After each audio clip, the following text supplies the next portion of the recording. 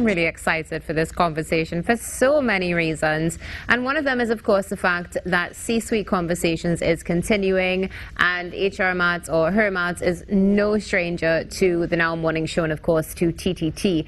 And joining us this morning for a conversation about going global, Trinidad and Tobago, we have the treasurer of HRMATT. Good morning, Antonia. Ferrier. Ferrier, yes. Ferrier, welcome to the show. And, of course, we have the general manager of Fashion TT, Lisa Marie Daniel. Welcome to the show. Thank you for having us. It's wonderful to have you both here because this conversation, we've seen C-Suite really just sort of, take a personality of its own in many ways. And we've seen people really become invested in the conversation. And now we see it's going global. So what do you think, what made HRMATT decide, all right, so we have gone through all these different conversations, but now it's time to go global. Do you think that this is the future? It is part of the future. We started off this series with the concept of preparing or triggering a national conversation about preparing for the future, which is now. Right. And one of those big issues, if you look at the national strategy for economic development, is there is a push to try to take a lot of the businesses and incentivize them to export and to transition away just from reliance on the energy sector as the main earner of foreign exchange, right, and get more of the industries involved in foreign earning. Yes, so we took a look at that dynamic and we realized there was not a lot of conversation going on around it. Brilliant work going on at the government level that's not noticed. When you look at what's happening with Export TT, Invest TT, XM Bank being put out there to really support, and for me particular, because this is something I do in my professional capacity, I looked at the use of the incentives and realized they were not being taken advantage of. And one of the things we want to have people understand is that there is a lot of support for growth, aware of what activities, when you look across the chambers, for example, one of our guests from the last panel, the TTCSI, has a wonderful program called Go Global, in which they actively train companies to get themselves into a state of readiness to operate in the international markets. I mean, it's there, and it's curious that people are not aware of it. Yes. And so we really wanted to elevate that conversation so that we don't get too focused on what's happening in Trinidad. One of the things we've observed is that we talk global, and yet we operate in a global space, and yet somehow you talk to a lot of people and it's like, okay, well, everything comes to Trinidad, so why do I need to look out? Right. So we want to try to do some mindset change as well, expand the cultural tone of our organizations, and understand the importance of, even if you're operating in Trinidad now, you can operate globally. Right. It's not like long ago where you had to leave the country to operate. You can, through e-commerce, operate on a full-scale international without leaving the comfort of your home, as they say. You definitely can. And, speaking about changing the mindset, it's so important that we really reframe the way that we think, especially in business. And the fact that everything is now available to us. And it's understandable sometimes people say, well, everything's coming to me, so what do I need to go out for? Exactly. But we see the benefit of expanding globally. Now, Lisa Marie, of course, in your organization, if I'm not mistaken, we have seen some expansion globally, which has really put Trinidad and Tobago on the map in the fashion industry in particular.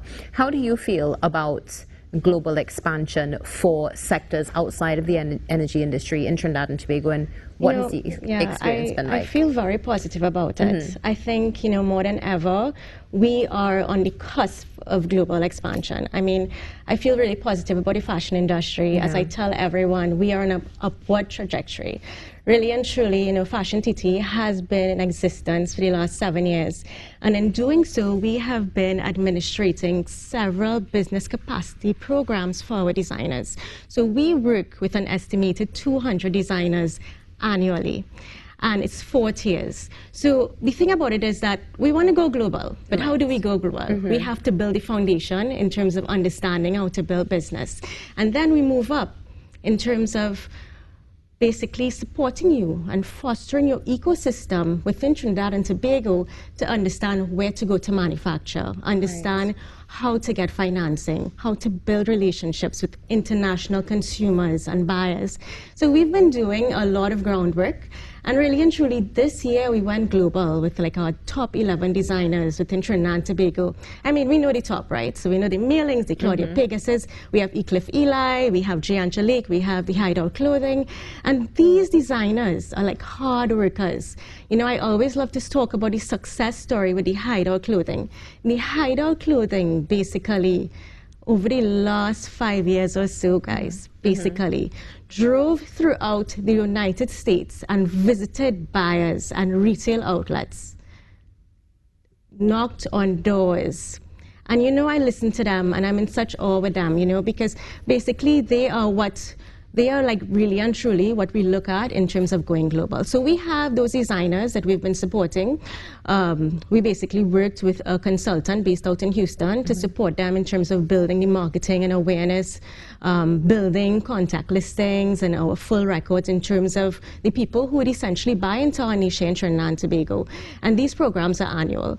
What I really like though about being part of this panel is that it's a suite of business people as well as HR professionals. So so there are two sides, equal footing. So both of us are able to give our different perspectives in terms of how we go global. I could say that Fashion TT is a small company. It's so important that you said that we have, you know, both sides coming together to create that safe space. So let's talk about, obviously from that, we know a lot of perspectives are going to be covered.